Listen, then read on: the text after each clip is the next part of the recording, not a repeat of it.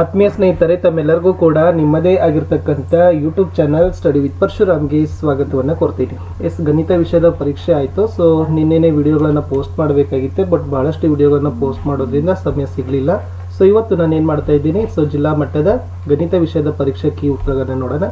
So ಈ ಪ್ರಶ್ನೆ ಪತ್ರಿಕೆ ತುಂಬ ಚೆನ್ನಾಗಿತ್ತು, ಯಾಕಂದರೆ ಕ್ವಶನ್ಸನ್ನು ತುಂಬ ಚೆನ್ನಾಗಿ ಸೆಟ್ ಮಾಡಿದರು. ಸೊ ಅದಕ್ಕಾಗಿ ಬೇರೆ ಜಿಲ್ಲೆಯವ್ರಿಗೂ ಕೂಡ ಇದು ತುಂಬ ಯೂಸ್ ಆಗ್ತದೆ ಅಂತ ಹೇಳ್ತಾ ವಿಡಿಯೋಗೊಂದು ಲೈಕ್ ಇರಲಿ, ನಿಮ್ಮ ಗೆಳೆಯರಿಗೊಂದು ಶೇರ್. ನೀವು ಫಸ್ಟ್ ಟೈಮ್ ಚಾನಲನ್ನು ವಿಸಿಟ್ ಮಾಡಿದರೆ ಸಬ್ಸ್ಕ್ರೈಬ್ ಮಾಡೋದನ್ನು ಮಾತ್ರ ಮರೆಯದಿರಿ. ನಮ್ಮದೇ ವಾಟ್ಸಪ್ ಚಾನಲ್, ಟೆಲಿಗ್ರಾಮ್ ಗ್ರೂಪ್ ಇದಾವ, ಲಿಂಕನ್ನು ಕೊಡ್ತೀನಿ, ಅವುಗಳಿಗೂ ಕೂಡ ಬಂದು ಜಾಯ್ನ್ ಆಗಿ. SSLC ಗಣಿತದಲ್ಲಿ ತುಂಬ ವಿಡಿಯೋಗಳನ್ನು, ಮಾಡೆಲ್ ಕ್ವಶನ್ ಪೇಪರ್ಗಳನ್ನು, ಪ್ರಾಕ್ಟೀಸ್ ಕ್ವಶನ್ ಪೇಪರ್ಗಳನ್ನು ಸಾಲ್ವ್ ಮಾಡಿದ್ದೀನಿ. ಅದನ್ನು ನೋಡಬೇಕಾದ್ರೆ SSLC maths passing and scoring package 2025 ಒತ್ತಿದ ತಾವುಗಳು ನೋಡ್ಬೋದು. ಮೊದಲ ಆಯ್ಕೆಯಲ್ಲಿ ಬಹು ಆಯ್ಕೆ ಪ್ರಶ್ನೆಗಳು 8. ಮೊದಲ ಪ್ರಶ್ನೆ, ಎ ಮತ್ತು ಬಿ ಎರಡು ಸಂಖ್ಯೆಗಳ ಮಸಾ ಅ ಮತ್ತು ಲಸಾ ಅ ಕ್ರಮವಾಗಿ H×L. ಆದರೆ ಇವುಗಳ ಸರಿಯಾದ ಸಂಬಂಧ ಕೇಳಿದರೆ, ಸೊ ಫಸ್ಟಿಗೆ ನಿಮಗೆ ವಾಸ್ತವ ಸಂಖ್ಯೆಗಳಲ್ಲಿ ಇದ್ರ ಬಗ್ಗೆ ಇದೆ. ಫಸ್ಟಕ್ಕೆ ಏನದಪ್ಪ ಅಂದ್ರೆ ಆಪ್ಷನ್ ಬಿ, A×B = H×L ಅಂತಕ್ಕಂಥದ್ದು ಈಸ್ ದ ರೈಟ್ ಆನ್ಸರ್ ಆಗ್ತದೆ. ಚೆನ್ನಾಗಿ ನೋಡ್ಕೊಡ್ರಿ.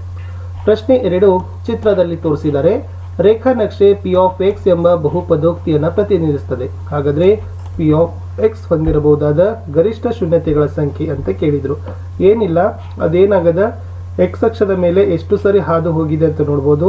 1, 2, 3. ಸೊ ಏನಾಗ್ತದೆ, ಆನ್ಸರ್ ಇಸ್ ಆಪ್ಷನ್ ಸಿ 3 ಅಂತಕ್ಕಂಥದ್ದು ಸರಿಯಾದ ಉತ್ತರ ಬರ್ತದೆ. ಪ್ರಶ್ನೆ 3, ಪದಗಳಿರುವ ಒಂದು ಸಮಾಂತರ ಶ್ರೇಣಿಯಲ್ಲಿ ಮೊದಲ ಪದ SNA, ಎನ್ನನೇ ಪದ AN ಮತ್ತೆ ಮೊದಲ N ಪದಗಳ ಮೊತ್ತ ಅಂತ ಕೇಳಿದ್ದಾರೆ. ಸೊ ಇದರಲ್ಲಿ ಉತ್ತರ ಏನು ಬರಬೇಕಪ್ಪ ಅಂದರೆ option C, SN = N/2 A + AN ಅಂತಕ್ಕಂಥದ್ದು ಬರಬೇಕು. ಏನು ಕೇಳಿದರೆ, ಮೊದಲ ಪದ ಎ ಬರಬೇಕು, N ಪದ AN ಅಂತ ಇದೆ. ಸೊ ಹೀಗಾಗಿ N ಪದಗಳ ಮೊತ್ತ option C is the right answer. Option 4ದಲ್ಲಿ ಟ್ರಿಗ್ನೋಮೆಟ್ರಿಗೆ ಸಂಬಂಧಪಟ್ಟಂತೆ ಒಂದು ಸಿಂಪಲ್ ಕ್ಯಾಲ್ಕುಲೇಷನ್ ಅನ್ನು ಕೇಳಿದ್ದಾರೆ. ಓಕೆ, ಅದರ ನಿಮ್ಗೆ ಉತ್ತರ ಗೊತ್ತಿರ್ಬೋದು. 13/12 ಅಂತಕ್ಕಂಥದ್ದು option D is the right answer. Question number 5, ವೃತ್ತದ ತ್ರಿಜ್ಯ r ಆದಾಗ ಈ ಕೆಳಗಿನವುಗಳಲ್ಲಿ ಯಾವುದು ವೃತ್ತ ಚತುರ್ಧಕದ ವಿಸ್ತೀರ್ಣದ ಸೂತ್ರವನ್ನು ಪ್ರತಿನಿಧಿಸುತ್ತದೆ ಅಂತ ಕೇಳಿದ್ದಾರೆ. ಸೊ ಅದರಲ್ಲಿ ಆಪ್ಷನ್ ಎ ಬರ್ತದೆ ಸ್ನೇಹಿತರೆ. 1/4 πr² is the right answer ಅಂತಕ್ಕಂಥದ್ದು ಉತ್ತರ. ಪ್ರಶ್ನೆ 6, ಮೂಲ ಬಿಂದು P(xy) ಬಿಂದುಗಳ ನಡುವಿನ ದೂರದ ಕಂಡುಹಿಡಿತಕ್ಕಂಥ ಸೂತ್ರವನ್ನು ಕೇಳಿದರು. ಸೊ ಅದರಲ್ಲಿ ಉತ್ತರ ಬರ್ತದೆ option B, x² + √x² + y² ಅನ್ನೋದು ಸರಿಯಾದ ಉತ್ತರ ಬರಬೇಕು. ಪದೇ ಪದೇ ಪ್ರಶ್ನೆ ಏನಾಗ್ತದೆ, ರಿಪೀಟ್ ಮಾಡ್ತಾ ಇದ್ದಾರೆ. 3 ಕೇಂದ್ರೀಯ ಪ್ರವೃತ್ತಿಗಳ ಸರಾಸರಿ ಸರಿಯಾದ ಸಂಬಂಧ ಕೇಳಿದ್ರು. 3 ಮಧ್ಯಾಂಕ, 2 ಸರಾಸರಿ ಪ್ಲಸ್ ಬಹುಲಕ ಅನ್ನೋ ಆಯ್ಕೆ ಸರಿಯಾಗಿರ್ತಕ್ಕಂಥ ಆಪ್ಷನ್ ಬರ್ತದೆ. ಇನ್ನು ಲಾಸ್ಟ್ 8ನೇ ಪ್ರಶ್ನೆ ಇತ್ತು, ಈ ಕೆಳಗಿನವುಗಳಲ್ಲಿ ಯಾವುದು ಒಂದು ಘಟನೆ ಸಂಭವನೀಯತೆ ಆಗಿರಲು ಸಾಧ್ಯನೇ ಇಲ್ಲ ಅಂತ ಕೇಳಿದ್ರು. 1.5 ಅಂತಕ್ಕಂಥದ್ದು ಉತ್ತರ ಬರ್ತದೆ. ಇಷ್ಟು ಬಹು ಆಯ್ಕೆ ಪ್ರಶ್ನೆಗಳನ್ನು ನಾವೇನು ಮಾಡಿದ್ದೀವಿ ನೋಡಿದ್ದೀವಿ. ಇನ್ನು 1 ಮಾರ್ಕ್ ಕ್ವಶನ್ಸ್ ಕಡೆ ಹೋಗೋಣ. ಪ್ರಶ್ನೆ 9 ಕೊಟ್ಟಿದ್ರು, ಚಿತ್ರದಲ್ಲಿ O ಕೇಂದ್ರವುಳ್ಳ ವೃತ್ತಕ್ಕೆ ಎಳೆದ ಸ್ಪರ್ಶಕಗಳು AP ಮತ್ತು AQ. ಕೋನ PAO 40 ಡಿಗ್ರಿ ಆದರೆ POQಗಳನ್ನು ಕಂಡುಹಿಡಿಯಿರಿ ಅಂತ ಕೇಳಿದರು. ಸೊ ವೆರಿ ಈಸಿ ಅದ. ಸೊ ಅದೇನಾಗ್ತದಪ್ಪ ಅಂದ್ರೆ 100 ಡಿಗ್ರಿ ಅಂತಕ್ಕಂಥದ್ದು ಏನಾಗಬೇಕು, ಉತ್ತರ ಇಲ್ಲಿ ಬರಬೇಕು. ಒಂದು 100 ಡಿಗ್ರಿ ಅನ್ನೋದು ಸರಿಯಾದ ಉತ್ತರ. ಪ್ರಶ್ನೆ 10, 216 ಅವಿಭಾಜ್ಯ ಅಪವರ್ತನಗಳ ಗುಣಲಬ್ಧವಾಗಿ ವ್ಯಕ್ತಪಡಿಸಿ ಅಂತ ಕೇಳಿದಾಗ, ಸೊ ಎಷ್ಟು ಬರ್ತದೆ ಇದರ ಆನ್ಸರ್ ಅಂದರೆ 2⁻³ × 3⁻³ ಅಂತ ಬರ್ತದೆ. ಅಂದರೆ 2⁻³ × 3⁻³ ಅಂತಕ್ಕಂಥದ್ದು ಇದ್ರದ್ದು ಅವಿಭಾಜ್ಯ ಅಪವರ್ತನ ಗುಣಲಬ್ಧದ ರೂಪದಲ್ಲಿ ವ್ಯಕ್ತಪಡಿಸಬೇಕಾಗಿತ್ತು. ಮುಂದಿನ ಪ್ರಶ್ನೆ 11ಕ್ಕೆ ಹೋಗೋಣ. A1x + B1y + C1 = 0. A2x + B2y + C2 = 0. ಈ ಜೋಡಿ ರೇಖಾತ್ಮಕ ಸಮೀಕರಣಗಳಿಗೆ A1/A2 = B1/B2 = C1/C2. ಆದರೆ ಈ ಜೋಡಿ ಸಮೀಕರಣಗಳು ಹೊಂದಿರಬಹುದಾದ ಪರಿಹಾರಗಳ ಸಂಖ್ಯೆ ಅಂತ ಕೇಳಿದ್ರು. ಅದು ಅಪರಿಮಿತ ಅಂತಕ್ಕಂಥದ್ದು ಸರಿಯಾದ ಉತ್ತರ ಬರಬೇಕು. ಅಪರಿಮಿತ ಅಂತಕ್ಕಂಥದ್ದು ಬರೀರಿ. ಓಕೆನಾ.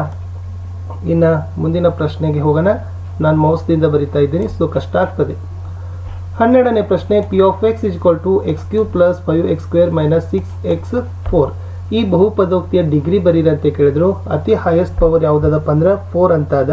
ಸೊ 4 ಅಂತಕ್ಕಂಥದ್ದೇ ಬಹುಪದೋಕ್ತಿಯ ಡಿಗ್ರಿ ಬರ್ತದೆ. ಇನ್ನು ಥೇಲ್ಸನ ಪ್ರಮೇಯ ಬಹೆಟ್ ಹಾಕಲೇಬೇಕು. ಏನಿದೆ ಅಂದರೆ ತ್ರಿಭುಜದ ಎರಡು ಬಾಹುಗಳನ್ನು ಎರಡು ವಿಭಿನ್ನ ಬಿಂದುಗಳಲ್ಲಿ ಛೇದಿಸುವಂತೆ ಒಂದು ಬಾಹುವಿಗೆ ಎಳೆದ ಸಮಾಂತರ ಸರಳ ರೇಖೆಯ ಉಳಿದೆರಡು ಬಾಹುಗಳನ್ನು ಸಮಾನುಪಾತದಲ್ಲಿ ವಿಭಾಗಿಸ್ತದೆ ಅನ್ನೋದು ಥೇಲ್ಸನ ಪ್ರಮೇಯ ನಮಗೆ ಹೇಳ್ತದೆ. ಇನ್ನು 14ನೇ ಪ್ರಶ್ನೆಗೆ ಬರ್ತೀನಿ. 14ರಲ್ಲಿ ಕೇಳಿದ್ರು 2x x+3 = -4 ಇದನ್ನು ವರ್ಗ ಸಮೀಕರಣದ ಆದರ್ಶ ರೂಪದಲ್ಲಿ ಬರೆದಾಗ ಅಂತ ಕೇಳಿದ್ದಾರೆ. ಸೊ ಹೇಳ್ತೀನಿ 2x² + 6x + 4 = 0 ಅಂತ ಬರಬೇಕು. 2x² + 6x + 4 = 0. ಆಮೇಲೆ ಕೇಂದ್ರದಲ್ಲಿ ಥೀಟಾ ಕೋನವನ್ನು ಹೊಂದಿರತಕ್ಕಂಥ ಆರ್ ತ್ರಿಜ್ಯ ಕೇಳಿದ್ದಾರೆ. ಸೊ ವೆರಿ ಸಿಂಪಲ್, ಥೀಟಾ / 360 ಬರ್ತದೆ. ಓಕೆ, 360 ಡಿಗ್ರಿ ಬರಿಬೇಕು, ಇಂಟು ಬರಿಬೇಕು, πr² ಅಂತಕ್ಕಂಥದ್ದು ಉತ್ತರ ಅಲ್ಲಿ ಬರಿಬೇಕು. ಸೊ ಇಷ್ಟು ಬರೆದ್ರೆ ಈ ಥರದ್ದು ಸೂತ್ರ ಬರ್ತದೆ. ಇನ್ನು ಖಚಿತ ಘಟನೆಯ ಸಂಭವನೀಯತೆ ಯಾವಾಗಲೂ ಒಂದಿರ್ತದೆ. ಇದು ಯಾವತ್ತೂ ಕೂಡ ರಿಪೀಟೆಡ್ ಆಗ್ತಕ್ಕಂಥ ಕ್ವಶನ್ಸ್ ಇತ್ತು. ಇಷ್ಟು ನಾನು 1 ಮಾರ್ಕ್ ಕ್ವಶನ್ಸ್ಗಳನ್ನ ನಿಮ್ಗೆ ಏನು ಮಾಡಿದೆಪ್ಪ ಅಂತಾರೆ ಡಿಸ್ಕಸ್ಗಳನ್ನು ನಿಮ್ಮ ಜೊತೆ ಮಾಡಿದೆ. ಇನ್ನು 2 ಮಾರ್ಕ್ಸ್ ಕ್ವಶನ್ಸಲ್ಲಿ ವರ್ಜಿಸುವ ವಿಧಾನದಿಂದ ಬಿಡಿಸಲಿಕ್ಕೆ ಕೇಳಿದ್ದಾರೆ. 2x + 3y = 7, 2x - y = 3 ಕಂಡುಹಿಡಿಯಿರಿ. ಇನ್ನು ಶೂನ್ಯತೆಗಳನ್ನು ಕಂಡುಹಿಡಿಯಬೇಕು. ಬಹುಪದೋಕ್ತಿ p(x) = x² - 6x + 8 ಅಥವಾ ವರ್ಗ ಬಹುಪದೋಕ್ತಿ ರಚಿಸಬೇಕು. ಶೂನ್ಯತೆ -5 ಮತ್ತು +6. ಇನ್ನು ಮೂಲಗಳ ಸ್ವಭಾವವನ್ನು ವಿವೇಚನೆ ಮಾಡಲಿಕ್ಕೆ ಕೇಳಿದರೆ 4x² - 4x + 1 = 0. ಆಮೇಲೆ 27ನೇ ಪದ ಕಂಡುಹಿಡಬೇಕು. 5, 12, 19 ಸಮಾಂತರ ಶ್ರೇಣಿ ವೆರಿ ಈಸ್ ಅದ. ಇಲ್ಲಿ ಸೂತ್ರತೆ ಕೇಳಿದ್ದಾರೆ. ತ್ರಿಭುಜ ABC ರಚನೆ ಮಾಡ್ಕೊಡ್ರಿ. AB 3, BC 2, AC 2.5. ಆಮೇಲೆ ಅದನ್ನು EF 4 ಆದರೆ ತ್ರಿಭುಜ DEF ನ ಸೂತ್ರತೆಗಳನ್ನು ಕಂಡುಹಿಡಬೇಕು. ಇದು ಟ್ರಿಗ್ನೋಮೆಟ್ರಿ ಮೇಲೆ ಇರ್ತಕ್ಕಂಥ ಸೂತ್ರ. ಆಮೇಲೆ ಇದು PQR ಈ ಚಿತ್ರದ ಮೇಲೆ ಇರ್ತಕ್ಕಂಥ ಲೆಕ್ಕ ಇದೆ. ಕೋನ Q 90 ಡಿಗ್ರಿ, PQ 3, PR 6. ಹಾಗಾದರೆ ಕೋನ PQR ಮತ್ತು ಕೋನ PRQಗಳನ್ನು ಕಂಡುಹಿಡಬೇಕು. ಸೊ ಪ್ರಮೇಯಗಳನ್ನು ಹಾಕಬೇಕು. ಹಾಕಿದ್ರಂದ್ರೆ ಅಲ್ಲಿ ಬರೋದು. ಓಕೆನಾ.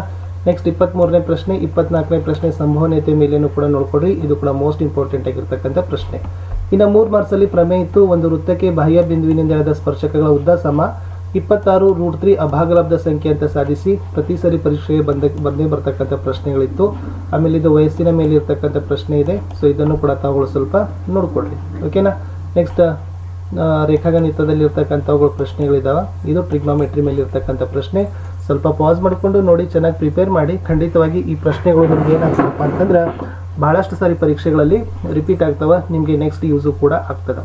ಲೋಲಕದ ಉದ್ದದ ಮೇಲೆ ಒಂದು ಪ್ರಶ್ನೆ ಇದೆ, ಅಥವಾ ಒಂದು ಗಡಿಯಾರದ ನಿಮಿಷದಲ್ಲಿನ ಮುಳ್ಳಿನ ಉದ್ದ ಕೇಳಿದ್ದಾರೆ. ಸರಾಸರಿ ಅಥವಾ ಮಧ್ಯಾಂಕಗಳನ್ನ ಕಂಡುಹಿಡಲಿಕ್ಕೆ ಕೇಳಿದ್ರು. ಅದನ್ನು ಕೂಡ ಸ್ವಲ್ಪ ನೋಡ್ಕೊಡ್ರಿ.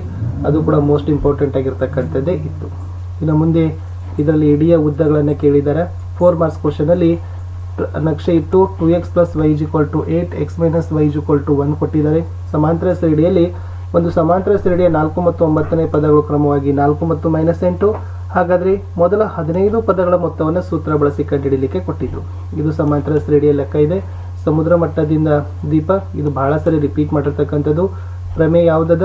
ಎರಡು ತ್ರಿಭುಜದಲ್ಲಿ ಅನುರೂಪ ಕೋನಗಳು ಸಮವಾಗಿದ್ದರೆ ಅವುಗಳ ಅನುರೂಪ ಬಾಹುಗಳು, ಆದ್ದರಿಂದ ಆ ತ್ರಿಭುಜಗಳು ಸಮರೂಪನೇ ಆಗಿರ್ತವೆ ಅಂತ ಸಾಧಿಸಿ ಅಂತ ಕೊಟ್ಟಿದ್ದಾರೆ. ಲಾಸ್ಟ್ ಸಿಲಿಂಡರಿನ ಘನಾಕೃತಿಯ ಮೇಲೆ ಒಂದು ಪ್ರಶ್ನೆ ಇತ್ತು, ಅದನ್ನು ಕೂಡ ನೋಡ್ಕೊಡ್ರಿ.